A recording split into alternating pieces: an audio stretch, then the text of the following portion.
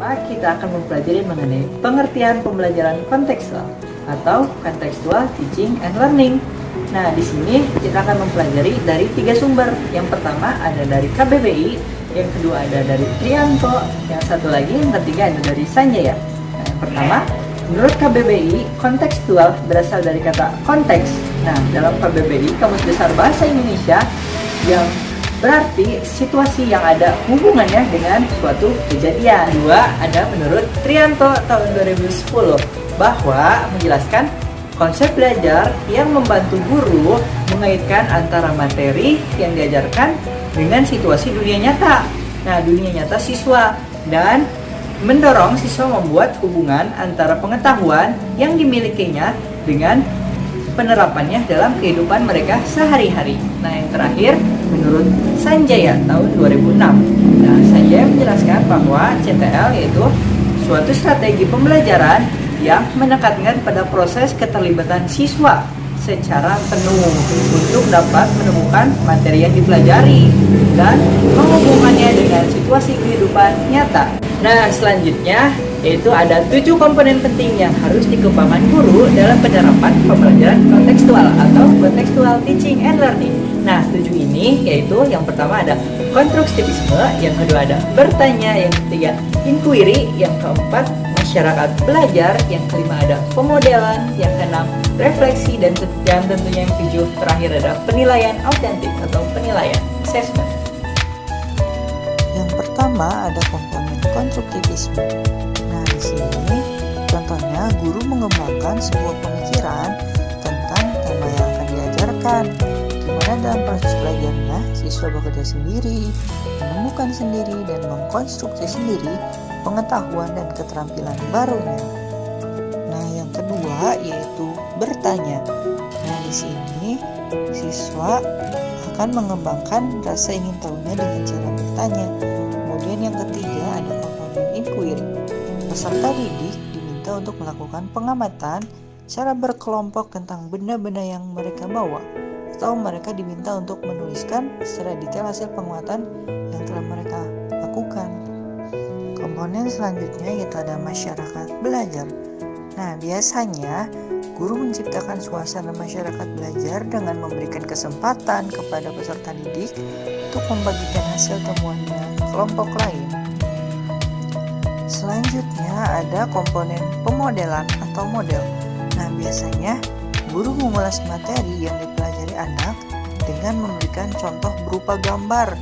Nah, entah itu gambar pohon utuh atau pohon yang lain berupa gambar, dan mengajak siswa untuk mengulang materi tersebut, meluruskan jika ada siswa yang salah dalam memahami materi yang dipelajari. Nah, yang keenam yaitu ada komponen refleksi. Nah, biasanya guru menegaskan kesimpulan dari materi pelajaran hari itu dan menambahkan tentang pentingnya menyayangi tumbuhan di sekitar kita. Bagaimana menyayangi tumbuhan di sekitar kita sebagai upaya menumbuhkan sikap menyayangi makhluk hidup dan lingkungan sekitar. Nah, yang terakhir ada komponen penilaian. Nah, biasanya guru membuat penilaian dari semua aspek, misalnya aspek kognitif, kemudian ada aspek afektif, maupun aspek psikomotorik. Karakteristik pembelajaran kontekstual. Nah, di karakteristik pembelajaran kontekstual ini ada 7. Yang pertama, ada pembelajaran dilaksanakan dalam konteks autentik, yaitu yang dilakukan semata-mata untuk mencapai keterampilan siswa di kehidupan nyata. Yang kedua, ada mengerjakan tugas yang bermakna. Di sini, siswa diberikan kesempatan dalam pembelajaran untuk mengerjakan tugas yang bermakna, agar mudah dipahami dan diharapkan melekat pada ingatan siswa. Yang ketiga, ada pengalaman belajar. Di sini, pengalaman bermakna akan mudah dipahami oleh siswa. Yang keempat, ada belajar dalam kelompok. Di sini, pembelajaran dilakukan secara berkelompok yang di dalamnya berisikan diskusi, saling berpendapat, saling mengoreksi, bekerja sama untuk mencapai tujuan tertentu. Yang kelima, ada belajar mengetahui orang lain secara mendalam. Di dalam kegiatan belajar ini, seluruh siswa menjalin silaturahmi dan juga mengenal secara mendalam satu sama lain. Yang keenam, ada pembelajaran yang aktif, kreatif, produktif, dan bekerja sama. Yang ketujuh, ada pembelajaran yang menyenangkan. Belajar dengan suasana belajar yang nyaman sehingga materi dapat disampaikan dengan maksimal. Selanjutnya, ada kelebihan pembelajaran kontekstual. Ada 3 kelebihan dari pembelajaran kontekstual. Yang pertama, ada pembelajaran merupakan milik peserta didik karena di dalam kegiatan pembelajaran. Yang kedua, ada sebagai penunjang peserta didik untuk mengikuti seluruh rangkaian kegiatan pembelajaran secara aktif. Yang ketiga, ada menumbuhkan rasa demokratis yang akan mengakibatkan menambahkan wawasan peserta didik, saling bertukar pikiran dan berdiskusi. Kekurangan pada pembelajaran kontekstual. Yang pertama, pada saat proses belajar mengajar diperlukan waktu yang cukup lama, sehingga menjadikan model pembelajaran ini kurang efisien. Yang kedua, dapat menyebabkan situasi kelas yang tidak kondusif. Kenapa? Karena di sini banyak sekali ya anak-anak berinteraksi dengan kelompok lainnya, sehingga jika terjadinya keributan maka guru tidak dapat mengendalikan kelas tersebut. Yang ketiga, guru tidak lagi berperan sebagai pusat informasi, karena siswa dapat mencari sendiri pengetahuan dan keterampilannya. Jika siswa tidak mengikuti pembelajaran pada saat itu, maka siswa tidak mendapatkan pengetahuannya karena tidak mengalaminya sendiri. Yang kelima, ada siswa yang tidak cocok melakukan pembelajaran berkelompok seperti ini, karena dia merasa dirinya akan lebih baik jika mengerjakan tugasnya secara mandiri. Yang keenam, terbatasnya ruang gerak dan pemikiran siswa karena harus beradaptasi dengan anggota kelompoknya. Dasar klasifikasi sumber daya alam itu ada 5 ya teman-teman. Yang pertama, sumber daya alam berdasarkan materi. Yang kedua, sumber daya alam berdasarkan tempat. Yang ketiga, sumber daya alam berdasarkan proses terbentuk. Yang keempat, sumber daya alam berdasarkan nilai kegunaan. Yang kelima adalah sumber daya alam berdasarkan pembentukan. Sumber daya alam berdasarkan materi, di dalamnya juga ada 2 poin, yaitu sumber daya alam hayati dan non-hayati.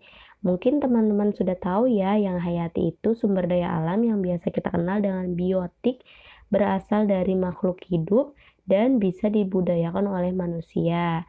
Yang kedua, ada non-hayati itu yang biasa kita kenal dengan abiotik, yang berasal dari benda mati dan tidak dapat diperbaharui. Penjelasan dari sumber daya alam berdasarkan tempat itu ada 3 ya teman-teman. Sumber daya alam daratan, sumber daya alam perairan, sumber daya alam udara. Yang poin 3 itu sumber daya alam berdasarkan proses terbentuk. Ada 3 poin juga di dalamnya. Yang pertama ada sumber daya alam fisik, yaitu sumber daya alam yang proses terbentuknya dari fisik bumi. Yang kedua ada sumber daya alam biotik, sumber daya alam yang proses terbentuknya dari makhluk hidup. Yang ketiga ada sumber daya alam lingkungan, yaitu sumber daya alam yang proses terbentuknya dari fisik bumi dan makhluk hidup. Keempat, ada sumber daya alam berdasarkan nilai kegunaan.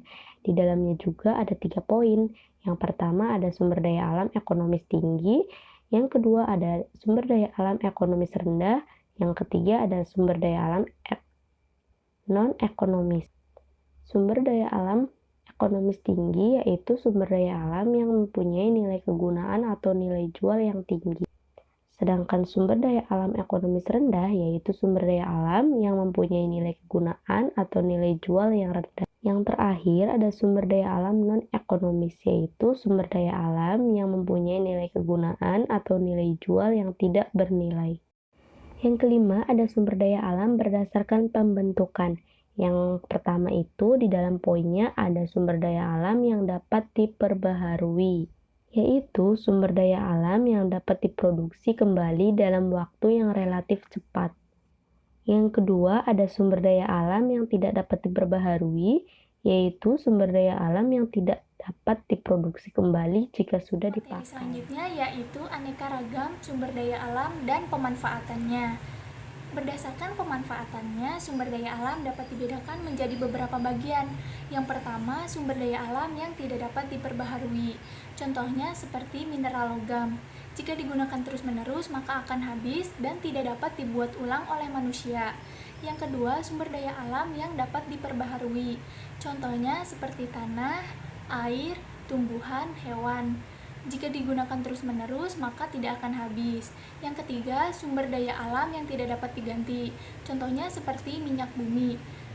Minyak bumi dapat digunakan hanya dalam sekali pakai. Yang terakhir yaitu yang keempat, sumber daya alam lestari. Contohnya seperti ombak, angin, sungai, air laut yang akan terus ada dan terus berkelanjutan. Nah, jika sumber daya alam tidak dilestarikan dan digunakan terus-menerus, maka akan merusak kehidupan makhluk hidup. Oleh karena itu, perlu diadakannya pengelolaan sumber daya alam. Untuk menjaganya, dapat melakukan reboisasi atau penghijauan, menggunakan sumber daya alam dengan bijak, membuat terasering untuk mencegah erosi, membuat suaka marga satwa dan cagar alam, mendaur ulang sampah dan limbah. Sumber daya alam yang dapat diperbaharui yaitu sumber daya yang berasal dari bumi dan merupakan kekayaan alam yang ada di bumi. Sumber daya alam ini jika digunakan terus-menerus oleh manusia tidak akan habis. Contohnya seperti 1. Sumber daya alam hayati atau biotik yang berasal dari makhluk hidup. Contohnya tumbuhan, hewan, dan mikroorganisme. Yang kedua, sumber daya alam non-hayati atau abiotik. Sumber daya alam ini berasal dari bukan makhluk hidup. Contohnya seperti tanah, air, cahaya matahari, dan sebagainya. Sumber daya alam yang tidak dapat diperbarui disebut juga sebagai non-renewable resource, yaitu sumber daya alam yang memiliki waktu regenerasi yang sangat lama atau tidak dapat diadakan setelah digunakan. Penggunaannya harus dihemat agar tidak cepat habis. Sifat dari sumber daya ini yaitu ketika digunakan jumlahnya akan berkurang dan tidak dapat beregenerasi secara cepat di alam bebas. Sumber daya alam seperti kayu, binatang, dan ikan termasuk ke dalam sumber daya alam yang tidak dapat diperbarui. Karena ketika penggunaannya melebihi kapasitas, regenerasinya mereka akan terbatas. Contoh sumber daya alam yang tidak dapat diperbarui yaitu emas, logam, aluminium, fosil, dan bahan kafir. Badai buruh merupakan suatu fenomena fisik atmosfer yang sering terjadi di Indonesia. Fenomena ini bisa menimbulkan korban jiwa akibat sengatan listrik pada waktu terjadi petir. Wilayah Indonesia termasuk daerah yang sering dilanda petir karena Indonesia termasuk ke dalam daerah konveksi yang aktif. Proses-proses terjadinya badai buruh. 1. Pemanasan dalam udara basah di atas permukaan daratan yang hangat. 2. Melalui udara dingin dan basah di atas perairan yang hangat. 3. Udara tidak stabil dipaksa naik sepanjang zona konvergensi. Yang keempat, pendinginan radiaktif pada level. Berdasarkan proses terjadinya, gempa dibedakan menjadi 3, yaitu gempa tektonik, gempa vulkanik, dan gempa batuan. Gempa tektonik merupakan gempa yang terjadi akibat pergeseran kerak bumi. Pergeseran kerak bumi di sepanjang bidang patahan menimbulkan getaran dan goncangan yang kemudian merambat ke segala arah melalui materi-materi penyusun bumi. Gempa vulkanik yaitu gempa yang disebabkan oleh peristiwa vulkanisme, baik sebelum, sedang, atau sesudah letusan gunung berapi. Magma yang keluar dari pipa-pipa gunung berapi bergeser bersama dengan batuan dan getarannya diteruskan melalui materi penyusun kerak bumi. Hal ini terjadi jika gunung berapi akan meletus sehingga gunung vulkanik dapat menandakan aktivitas dari gunung berapi. Yang ketiga yaitu gempa batuan. Gempa batuan adalah gempa yang terjadi akibat adanya aktivitas manusia di permukaan bumi. Gempa ini juga disebut dengan gempa bumi runtuhan. Terjadi karena runtuh atau retaknya tanah. Gempa ini bersifat kecil, daerah yang dipengaruhi hanya sekitar 1-100 meter. Siklon tropis tumbuh di perairan sekitar daerah tropis, terutama yang memiliki suhu muka laut yang hangat. Menurut BMKG, ada beberapa proses terbentuknya siklon tropis. Antara lain yang pertama, suhu permukaan laut sekurang-kurangnya 26,5 Celcius hingga kedalamannya 60 meter. Yang kedua, kondisi atmosfer yang tidak stabil yang memungkinkan terbentuknya awan cumulonimbus.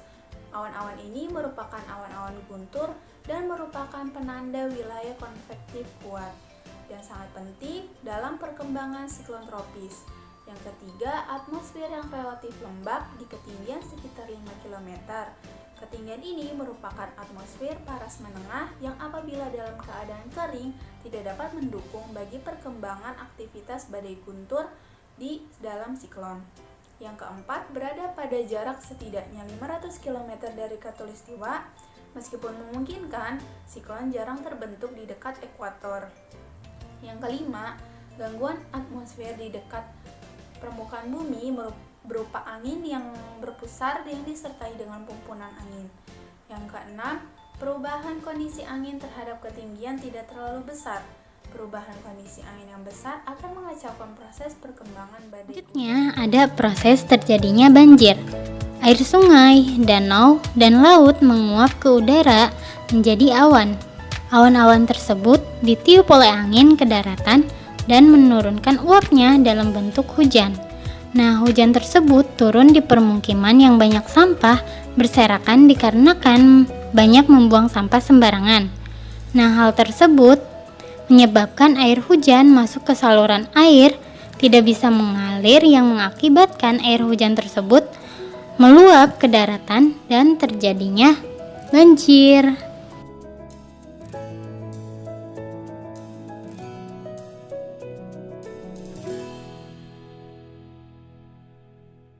Langkah-langkah dalam upaya penanggulangan bencana ini ada 3. Yang pertama, pra-bencana, saat bencana, dan pasca bencana. Pra-bencana ini yang dimaksud adalah kesiapsiagaan, keadaan siap setiap saat bagi setiap orang, petugas, serta institusi pelayanan termasuk pelayanan kesehatan untuk melakukan tindakan dan cara-cara menghadapi bencana baik sebelum, sedang, maupun sesudah bencana. Yang selanjutnya itu ada penanggulangan. Penanggulangan ini untuk menanggulangi bencana yang ditimbulkan oleh alam maupun ulah manusia, termasuk kerusakan, kegiatan pencegahan, penyelamatan, rehabilitasi, dan rekonstruksi. Rehabilitasi ini maksudnya untuk memperbaiki lingkungan atau daerah yang terdampak bencana. Untuk rekonstruksi yaitu mengembangkan kembali sarana dan prasarana yang sudah rusak. Nah, selanjutnya ada meningkatkan fungsi pelayanan publik. Contohnya itu dapat melaksanakan program tebang pilih dan reboisasi, serta diadakanlah bersama-sama rajin membersihkan saluran air.